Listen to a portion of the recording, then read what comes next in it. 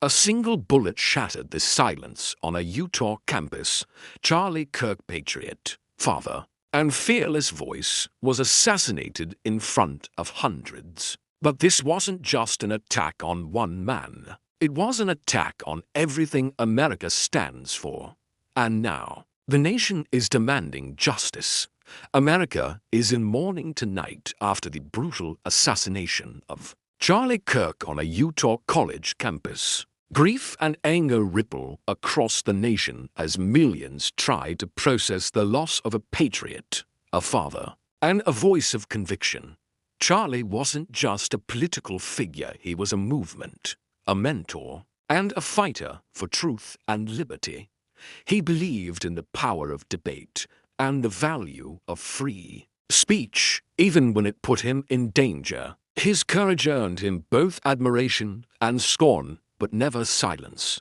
Today, that courage cost him his life. His death has become a symbol of the rising tide of political violence haunting America's streets and institutions.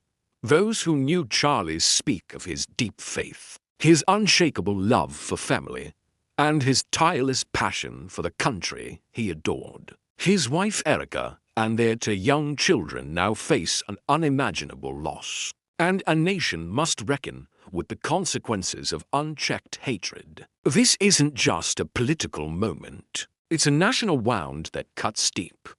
And in this darkness, one question echoes louder than ever. How did we get here, and how do we stop it from happening again? Charlie Kirk devoted his life to awakening a generation, not with violence, but with vision. He traveled campus to campus, state to state, sparking debate where silence had settled in. He didn't ask for agreement, he demanded engagement.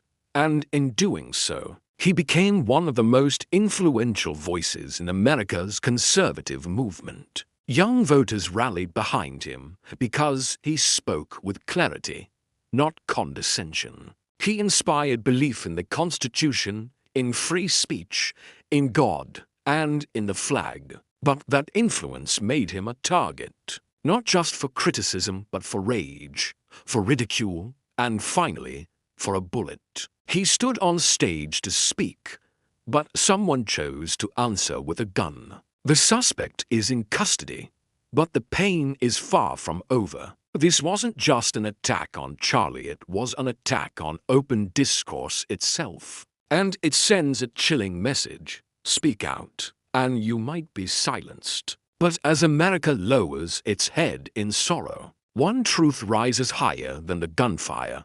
Charlie Kirk's words were too strong to die, and his mission too loud to be buried. Across social media, a digital vigil has erupted. Prayers, tears, and tributes flood every platform. From President Trump's mournful message to emotional outpourings from millions of young supporters, America is united in disbelief. Vice President J.D. Vance called Charlie a genuinely good man, and devoted father. Attorney General Pam Bondi confirmed that FBI and ATF agents are swarming the scene. News anchors tremble while reading statements. But behind every broadcast is the same question. How did it come to this? How did a speaker on a college campus become a martyr for free speech? The White House has launched a full-scale investigation, promising to leave no stone unturned. And yet, as officials trade statements, Charlie's wife Erica holds their two small children now fatherless. What do you say to a child too young to understand what assassinated means? What comfort is there when a legacy was stolen in a single flash? But from this grief rises resolve. Those who sought to silence him have only amplified his message. Because now, Charlie Kirk's story isn't just a political headline, it is a warning flare in a divided nation. A moment that will be remembered not for who shot but for what survives. In the aftermath of the tragedy, the world is watching with bated breath. Law enforcement, armed with federal backing, is combing every thread of evidence, surveillance footage, witness testimonies. Ballistic soul under a microscope. The suspect is in custody, but the motive remains buried in silence. Did ideology fuel this attack? Was it a lone act or part of something darker? Meanwhile, universities across the country are tightening security. Events are being cancelled. Campuses are on edge, and students march holding candles, not protest signs. In the silence, echoes of Charlie's last speech still linger, urging students to think freely, speak boldly, and love America fiercely. But the fear is real.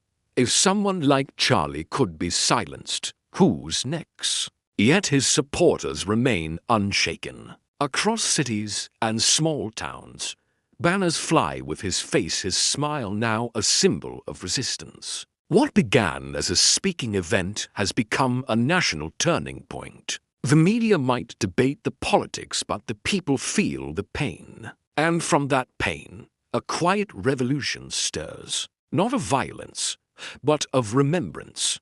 Because Charlie Kirk didn't just start a conversation. He lit a fire, and now that fire burns in millions of hearts as the sun sets on a grieving nation. Charlie Kirk's name echoes louder than ever before, not as a headline, but as a legacy. What was meant to silence him has only amplified his voice. Memorials are rising. Digital tributes flood every corner of social media. Tears fall in classrooms, in churches, in homes where his message once sparked hope.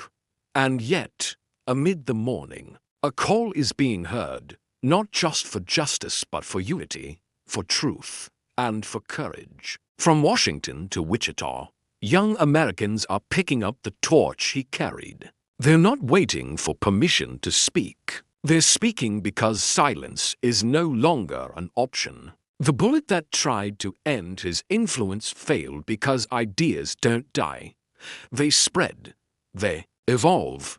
They ignite change. And Charlie's idea that America is worth loving, debating, and fighting for now beats stronger in the hearts of millions. He was more than a man. He became a movement. And as the investigation deepens and history turns another page, one truth is unshakable.